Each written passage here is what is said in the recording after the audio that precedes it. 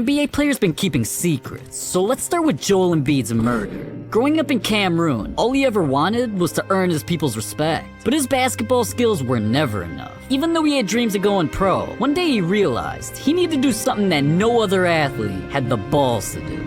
When I was about 6 years old, I had to go in the jungle to kill the lions. So I went into the jungle, killed out a lion, and he fell asleep. And then I just came and killed him. I carried the lion on my back to the village. Wait, you're 6 years old, you kill a lion, you bring the lion back to the village. Yep. In my life, I've heard some crazy shit. But a lion? Really? This thing right here? When you were only 6? Man, at least he didn't break the law like Giannis. Cause growing up, he needed to commit crime just to survive. See, Giannis's parents were illegals, so he didn't know if one day he'd come home and they'd be gone. His family struggled to find work. There was no money coming in, so Giannis and his brothers were starving. But the boys had faith that they'd find the family a way out, and eventually, they posted up on the corner and risked their lives. They subsisted in the shadows of the economy. We didn't have a lot of money, but we had a lot of happiness. Peddling goods on the streets, just like these African migrants, hoping to make $25 or $30. We used to sell glasses, watches, then we used to sell CDs, DVDs. You must be a pretty good salesman. I was the best. Damn, man. Giannis not only never got caught, he saved the family and went on to become $100 millionaire freak of nature. If only Dwight Howard had the same luck, because he's been surviving an addiction that almost killed him. At first, Dwight came into the league and became the NBA's most dominant big man. When he joined LA, our boys started falling off. Like, everybody was wondering how he went from doing this to this. And in 2012, the world found out Dwight was hiding something. One day in the Lakers locker room, he went into a panic, cause his hands and feet were tingling so bad, he couldn't stop his legs from shaking. So he called up his nutritionist, and when she discovered his dangerous habit, even she was scared for his life. I just developed that sweet tooth. As I got older, it just kept going. I just started to love Skittles, and all I wanted was Skittles, Skittles, Skittles. You know, I couldn't stop. Then I fell in love with Honey Bun, and I would eat at least 4 or 5 of them a day, maybe more. Just heat them up and have some ice cold water with it. It was so good. And my routine one season was McDonald's before every game. I would get 2 double cheeseburgers, a large fry, a small fry, strawberry chocolate milkshake, and a large Coke. Yeah. Dwight was so addicted to junk food, he literally put a Skittles machine in his house. And not only that, dude was eating over 5,000 calories and 12 candy bars per day. But his nutritionist told him if he didn't stop, not only would his career be over, so would his life. And Dwight vowed to change before it was too late. But I don't know what's crazier, that or Kawhi's weirdest moment? Cause what he did at a restaurant went so viral, not even his ugly ass laugh can touch this story. Right after his 2014 championship, dude came in having his best season. But we all know Kawhi, man. Dude's a robot, so even that wasn't good enough. He started spending every day and night in the gym. And that's when his teammates got suspicious that maybe he wasn't human after all. So they put things to the test, inviting him to dinner. Cause even a 6'7", 225-pound beast has to eat sometime, right? Well, since Kawhi just signed a $90 million deal, they all decided to hit up one of San Antonio's most expensive restaurants. And you'd think Kawhi'd be trying to blow a bag, but after he looked at the menu, he wasn't really feeling it. And when the waiter came around to take orders, each of his teammates ordered something delicious. But Kawhi, he's built different. He whipped out a bag of fruit, started yelling apple time, and literally ate 12 of them with a fork and a knife. I mean, I'm surprised the dude who laughs like this does things like that. Well, at least Kawhi ain't like LeBron, living every day in fear. Cause after LeBron signed his Lakers contract, he instantly had a target on his back. See, in 2018, LeBron bought a mansion in one of LA's most exclusive areas. And copping a crib with a home gym, movie theater, a pool in the back, anybody would be hyped. But LeBron should have done his research, cause what he didn't know was he was being watched by a maniac. See, living in Los Angeles comes with 2 things: celebrity neighbors and haters. And one day when LeBron turned on the news, he got scared for his life.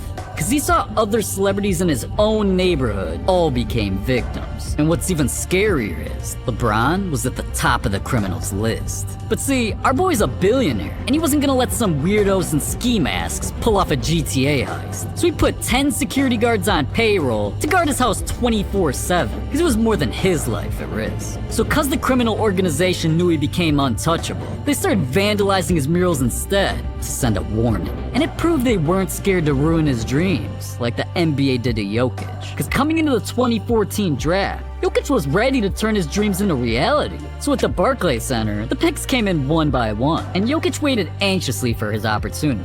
Then, with the 41st pick, the Denver Nuggets were up, so Jokic could taste that it was his time. He waited on this moment for 19 years, and he was ready to get the crowd hyped. But as the pick came in, the NBA felt watching this was more important.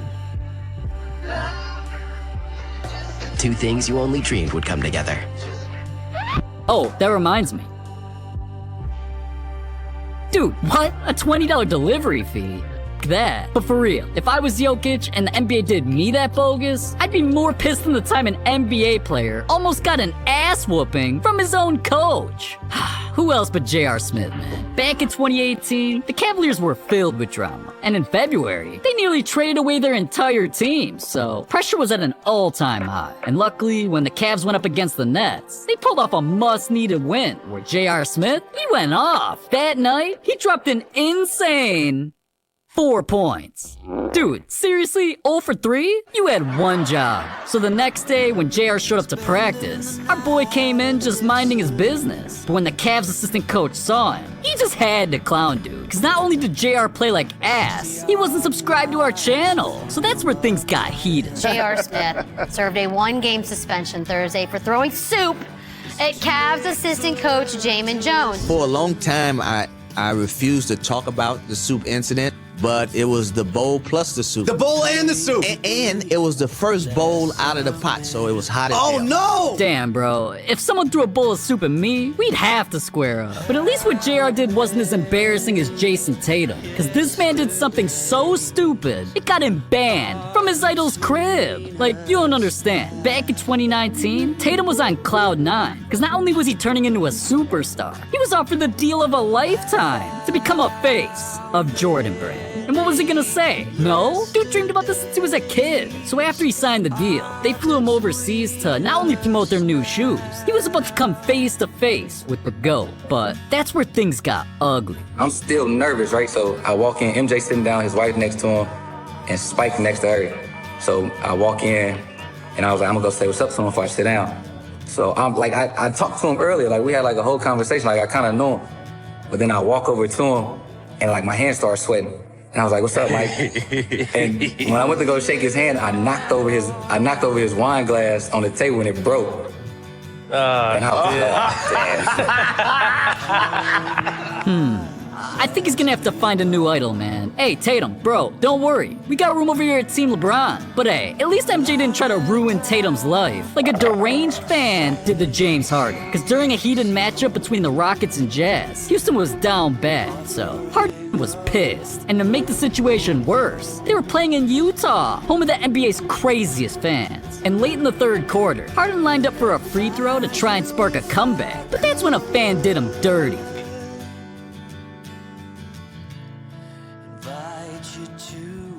They had a camera with a flash.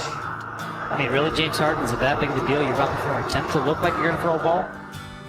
Listen, man, getting a laser shined in your eyes is dangerous. Like, it takes less than a second to go blind. So Harden just doing his job almost turned him into Stevie Wonder. But listen, my neighbors are knocking at my door because they're tired of hearing me scream about NBA players. So we only got time for one more story. And I guarantee this changes how you look at Russell Westbrook forever. Because back in 2004, things were very different. Westbrook was just a 15-year-old basketball player. And he was lucky because he got to share the court with his best friend, Kelsey Bars. These two were putting their high school on the map. And let me tell you, man, these guys were inseparable. Because they made each other promise that when they graduated, they'd both play for UCLA and eventually play together in the NBA. So day and night, these boys practiced all over the city.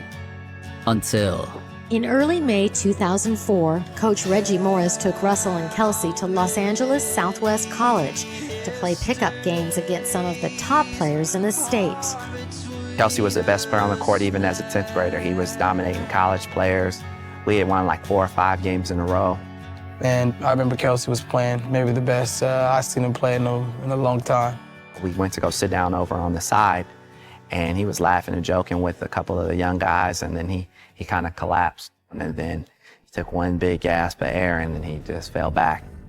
When I got to the hospital, that's when his dad told me, pulled me to the side, he told me that he had passed. It turned out Kelsey had an unknown heart condition, and right in front of Westbrook, his heart stopped. And just like that, he was gone. Like, just imagine the pain Westbrook felt. These boys talked every day and had a dream. So, Westbrook knew there was only one thing he could do. He vowed to take his game to a never-before-seen level. For Kelsey. 23, 23. I got shooters and they with me and they never miss. Westbrook went from averaging 12 points a game to 25, so he got college offers from every big university. But he was only considering one scholarship, because he knew Kelsey was watching over it, so he already made his decision. And that's where Westbrook played alongside other future NBA players and turned himself into an icon. So in 2008, with the 4th pick in the 2008 NBA draft, the Seattle Supersonics select Russell Westbrook from UCLA. Westbrook not only accomplished their dream of making the NBA, he quickly became one of the league's top players, but he never forgot where he came from or who helped him get here. Because one of the hardest things you can go through is losing a friend. And for Westbrook, it's something he'll never get over. But now when you see him setting records or getting triple-doubles, just keep in mind, he ain't doing it for himself. Westbrook's trying to make his boy go down in history. I want people to know that Kelsey could have been the best player in the country. Kelsey's always going to be a part of my life.